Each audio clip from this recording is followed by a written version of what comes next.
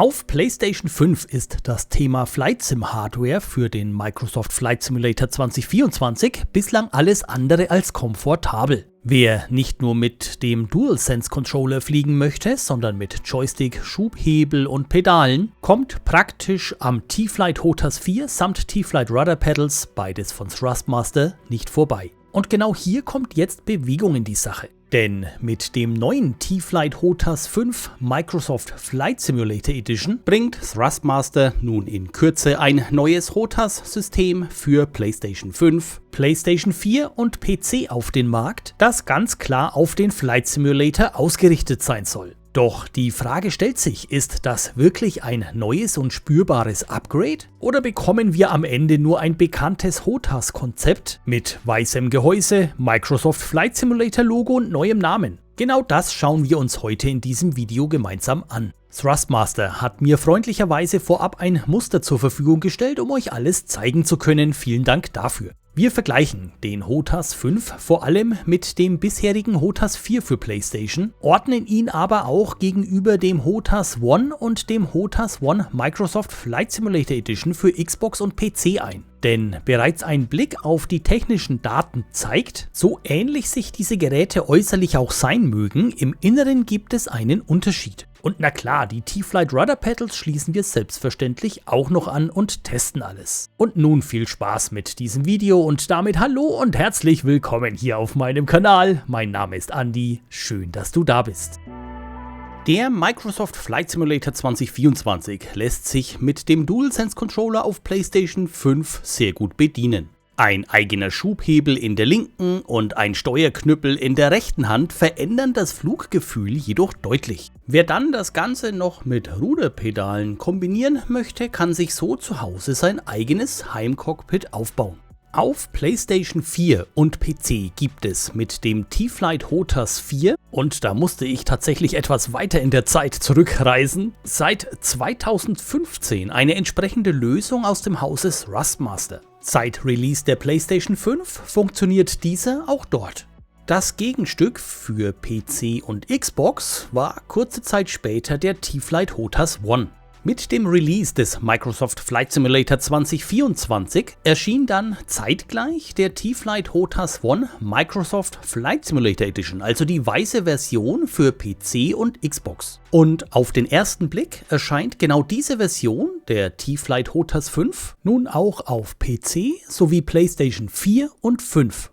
Die Microsoft Flight Simulator Edition des T-Flight HOTAS 5 kommt in einem auffällig hellen Design. Statt des schwarzen bzw. blau-schwarzen Auftritts des HOTAS 4 sehen wir hier eine weiße Basis mit schwarzen Bedienelementen und dezenten Microsoft Flight Simulator Akzenten. Grundsätzlich bleibt das bekannte T-Flight-Konzept erhalten. Wir bekommen einen Steuerknüppel und einen Schubhebel, die miteinander verbunden verwendet werden können, sich aber auch voneinander trennen lassen. Das fest verbundene Kabel zwischen Schubhebel und Joystick hat eine Länge von ca. 50 cm. Dieser Abstand ist damit genauso lang wie bei allen anderen Modellen. Hier hätte ich mir bei einer aktualisierten Version eine deutlich längere Kabellänge gewünscht, um das Ganze noch flexibler platzieren zu können, beispielsweise in einem Sim-Rig. Eine Tastatur passt aber auch hier ohne Probleme dazwischen. Das Kabel zu PC bzw. PlayStation ist ebenfalls fest verbunden und hat eine Kabellänge von 250 cm. Auch hier ist die Länge im Vergleich zu allen anderen Modellen identisch. Eine mögliche Verbesserung, beispielsweise eines abnehmbaren Kabels, sucht man leider vergebens. Auch der Anschluss an sich ist unverändert, wir sprechen hier von einer USB 2.0 Verbindung. Wer das Kabel verlängern möchte, beispielsweise weil die PlayStation halt nun mal vom Sofa weiter weg steht als die 2,50 Meter, der sollte darauf achten, dass er ab ca. 3 Meter Verlängerungslänge keine passive, sondern eine aktive USB-Verlängerung verwendet. Der HOTAS 5 besitzt insgesamt 5 Achsen. Über den Steuerknüppel bewegt ihr das Flugzeug nach links und rechts sowie nach oben und unten. Zusätzlich lässt sich das Seitenruder über die Drehung des Joysticks steuern, während der separate Schubhebel für die Leistungsregelung zuständig ist. Das Seitenruder kann alternativ auch über den Kipphebel auf der Rückseite des Schubhebels bedient werden. Dieses Konzept kennt man bereits von den bisherigen Geräten dieser Produktfamilie und es ist besonders für Einsteiger praktisch, die noch keine separaten Ruderpedale besitzen. Zur Ausstattung gehören außerdem 14 Aktionstasten, ein Schnellfeuertrigger und ein multidirektionaler Point-of-View-Schalter. Dieser kleine Rundumsichtschalter ist gerade im Simulator wichtig, wenn man beispielsweise die Blickrichtung im Cockpit verändern oder sich schnell orientieren möchte. Der Widerstand des Steuerknüppels lässt sich über eine Stellschraube auf der Unterseite des HOTAS 5 einstellen. Dort finden wir außerdem die Aufwicklung des Kabels zwischen Schubhebel und Joystick, das Montagewerkzeug, mittels dem wir beide Elemente miteinander verbinden bzw. lösen und jeweils 2 Einschraubmöglichkeiten, um beide Elemente, also sowohl den Schubhebel als auch den Joystick, irgendwo fest fixieren zu können. Der Joystick hat eine fest montierte Handauflage und allgemein muss man festhalten, dass das komplette Konzept ausschließlich auf Rechtshänder ausgelegt ist.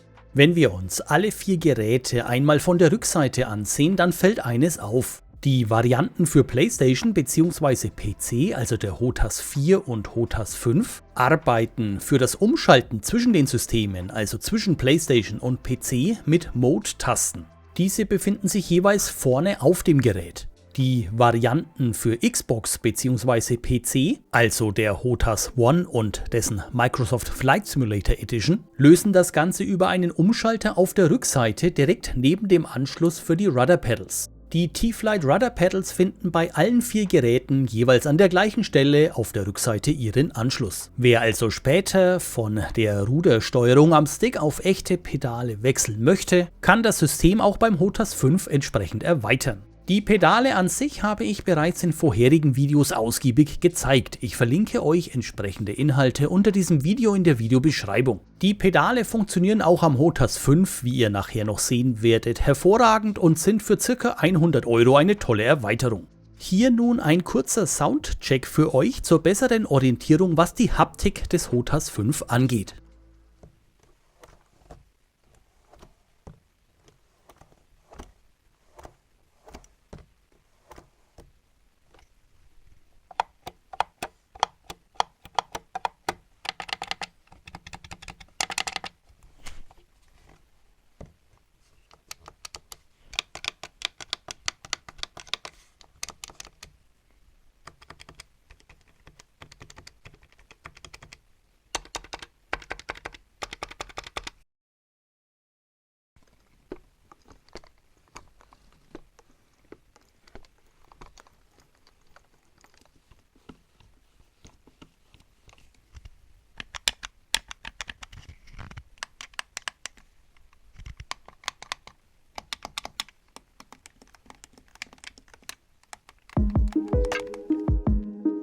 Der Preis liegt bei knapp 100 €. Damit kostet der HOTAS 5 laut offizieller Preisangabe rund 10 € mehr als der bisherige HOTAS 4, der im Thrustmaster Shop mit knapp 90 € geführt wird. Und damit kommen wir jetzt zur entscheidenden Frage: Was bekommt man für diese 10 € denn eigentlich wirklich mehr? Stellt man den HOTAS 5 neben den HOTAS 4, fällt zunächst auf, das grundlegende Konzept wurde nicht neu erfunden. Wer also beim HOTAS 5 eine komplett neue Geräteklasse erwartet, dürfte zunächst ernüchtert sein. Es handelt sich nicht um ein High-End-System mit Metallmechanik, austauschbaren Griffen oder riesiger Schaltkulisse. Der HOTAS 5 bleibt ganz klar ein zugänglicher Einstiegs-HOTAS für User, die ohne komplizierten Aufbau und ohne hohe Investition in die virtuelle Fliegerei einsteigen möchten. Der HOTAS 4 war und ist gerade deshalb für viele User interessant, weil er unkompliziert, kompakt und vergleichsweise erschwinglich ist. Was hat Thrustmaster denn am HOTAS 5 denn nun anders gemacht? Bei den Bedienelementen legt er beispielsweise leicht zu. Während der HOTAS 4 mit 12 Aktionstasten ausgestattet ist, bietet der HOTAS 5 nun 14 Aktionstasten. Und das ist bereits der um die nicht veränderbaren Tasten reduzierte Wert. Denn Tasten wie beispielsweise der große PlayStation-Button oder die Mode-Taste können nicht verändert werden. Ich habe somit am HOTAS 5 gegenüber dem HOTAS 4 2 Tasten mehr. Außerdem wurde von der bisherigen 10-Bit auf 16-Bit Präzision umgestellt. Und damit ist der HOTAS 5 der erste HOTAS aus der T-Flight-Serie mit 16-Bit Auflösung. Dabei handelt es sich um die Anzahl der digitalen Stufen, wenn man so möchte, Schritte, in die der Weg beispielsweise aus der Mittelstellung des Joysticks heraus bis zum Anschlag unterteilt wird. In der Praxis bedeutet das, dass beim HOTAS 4 mit 10-Bit es beim Joystick aus der Mittelstellung heraus, beispielsweise bis zum Anschlag auf die linke Seite, der Weg in insgesamt 512 Schritte, also digitale Stufen, unterteilt ist. Jetzt beim HOTAS 5 mit 16-Bit sind das dann insgesamt 32.768 Schritte, also digitale Stufen für den gleichen Weg. Die Auflösung und somit auch die Präzision, mit der wir die Steuerbewegungen übertragen, ist beim HOTAS 5 somit gegenüber dem HOTAS 4 um ein Vielfaches höher. Gerade in Flugsimulationen ist das absolut interessant, denn hier geht es nicht immer darum, den Steuerknüppel möglichst weit nach links oder rechts zu knüppeln. Viel wichtiger sind oft die kleinen Bewegungen, eine minimale Korrektur im Endanflug, ein ruhiges Abfangen kurz vor dem Aufsetzen, ein möglichst sauberer Geradeausflug oder feinfühlige Eingaben bei einem Hubschrauber. Aber wichtig ist, hier muss man fair bleiben. Nur weil ein Gerät technisch deutlich mehr Abstufungen erfassen kann, fühlt es sich nicht automatisch im selben Verhältnis besser an. Ein Joystick ist kein Taschenrechner. Am Ende spielen auch Mechanik, Todzone, Spiel im Griff, Rückstellkraft, Software und das jeweilige Flugzeug im Simulator eine entscheidende Rolle. Aber wir sprechen hier über den Unterschied zwischen dem HOTAS 4 und dem HOTAS 5 und das ist meiner Einschätzung nach der gravierendste.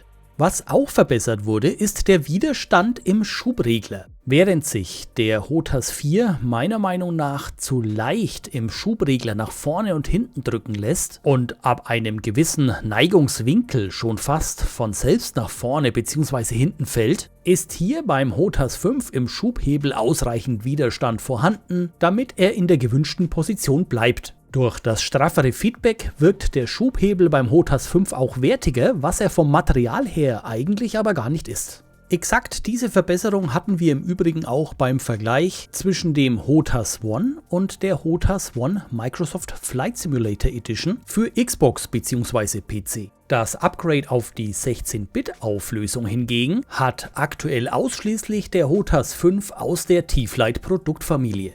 Innerhalb des Microsoft Flight Simulator 2024 funktioniert der HOTAS 5 an PlayStation 5 per Plug-and-Play und wird sofort erkannt. Anschließend fertig. Zum Zeitpunkt der Erstellung dieses Videos gab es noch kein Standardprofil, das im Microsoft Flight Simulator 2024 auf den HOTAS 5 hinterlegt war. Am PC wurde der HOTAS 5 auch als HOTAS 5 erkannt, jedoch ohne Standardflugprofil. An PlayStation 5 wurde der HOTAS 5 als HOTAS 4 erkannt mit HOTAS 4 Standardflugprofil. Das klingt jetzt alles etwas kompliziert, ist es aber gar nicht. Denn sowohl am PC als auch auf PlayStation 5 soll es ein Standard HOTAS 5 Flugprofil geben, sobald dieser zu kaufen ist. Nochmal, dieses Video hier entsteht, bevor der HOTAS 5 überhaupt auf dem Markt ist. Und ich bin froh, dass ich euch alles hier schon so umfangreich zeigen kann, wie es jetzt hier der Fall ist. Ich werde euch im ersten Kommentar unter diesem Video, den ich anpinne, zu Release, aber auch danach immer auf dem Laufenden halten, insofern es hier Unstimmigkeiten zu Flugprofilen oder dergleichen geben sollte. Das gehört für mich einfach dazu, um euch eine bestmögliche Hilfestellung bei eurer Kaufentscheidung zu geben. Auf der Thrustmaster Homepage zum HOTAS 5 im Download-Bereich gibt es zum Zeitpunkt der Erstellung dieses Videos ebenfalls noch keine weiteren Informationen. Die Seite existiert aber bereits und ich verlinke sie euch ebenfalls hier unter diesem Video in der Videobeschreibung. Na jedenfalls wird der HOTAS 5 von der PlayStation 5, nochmals zum Zeitpunkt der Erstellung dieses Videos, im Microsoft Flight Simulator 2024 als HOTAS 4 erkannt. Und lasst euch hier von meinen Einstellungen bitte nicht irritieren, ich habe den Namen in der Geräteliste umbenannt. Seinerzeit, als ich den HOTAS 4 genutzt habe und den Farmstick, denn dieser wird auch als HOTAS 4 erkannt, habe ich das Ganze umbenannt in HOTAS 4-Farmstick und jetzt habe ich das Ganze eben noch um den HOTAS 5 ergänzt. Und auch im Bereich der Flugprofile nutze ich hier individuelle Lösungen für mich. Wer sich jetzt von euch wundert, was faselt der Typ denn da von einem Farmstick? Ja, auch dazu gibt es einen Inhalt auf meinem Kanal. Ich verlinke euch das Ganze ebenfalls unten in der Videobeschreibung und hier jetzt rechts oben. Ihr könnt, nachdem ihr den HOTAS 5 an eure Playstation angeschlossen habt, selbstverständlich das dann standardmäßig hinterlegte Flugprofil verwenden. Alternativ könnt ihr aber auch, und das empfehle ich in der Regel auch, eure Steuerung entsprechend anpassen und ein individuelles Flugprofil anlegen. Und keine Angst, ihr könnt das Standardprofil nicht überschreiben oder löschen, das ist entsprechend geschützt. Also keine Hemmungen beim Ausprobieren mit eigenen Steuerungsprofilen, man kann jederzeit auf das Standardprofil zurückspringen.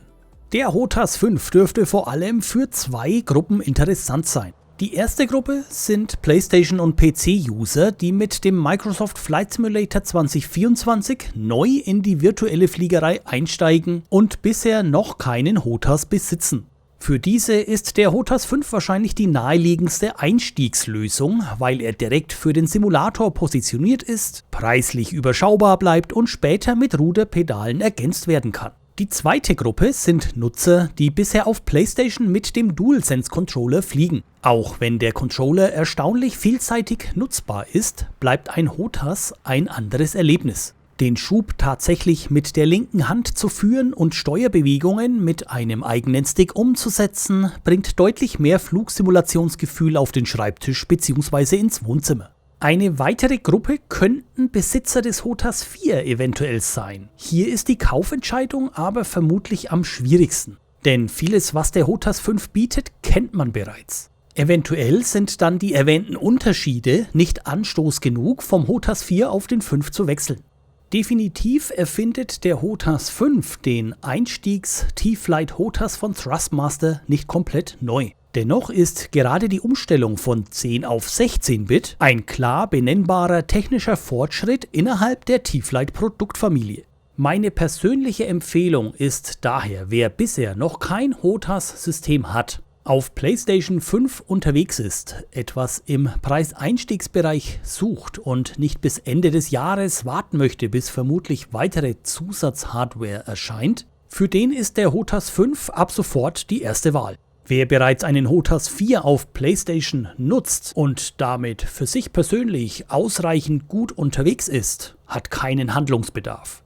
Es bleibt auch abzuwarten, was die Verfügbarkeit angeht. Denn wer seit Release des Microsoft Flight Simulator 2024 versucht hat, einen HOTAS 4 zu bekommen, der weiß, wovon ich spreche, und ich hatte es in einem ganz frühen Video zu diesem Thema auch angekündigt. Die Verfügbarkeit des HOTAS 4 ist enorm angespannt und eingeschränkt. Das zeigt aktuell auch die Situation auf der Thrustmaster Homepage. Denn klickt man dort auf den HOTAS 4, landet man automatisch beim HOTAS 5. Ob und wenn ja, ab wann der HOTAS 4 wieder verfügbar sein wird, dazu liegen mir leider keine Informationen vor. Und allgemein nochmal zu dem Thema gesprochen, meiner Meinung nach kommt viel zu spät und noch viel zu langsam so allmählich Bewegung in den Bereich der Peripherie für PlayStation, was die virtuelle Fliegerei angeht. Der T-Flight HOTAS 5 von Thrustmaster soll im Zuge der FS Expo, die vom 12. bis zum 14. Juni 2026 stattfindet, erscheinen.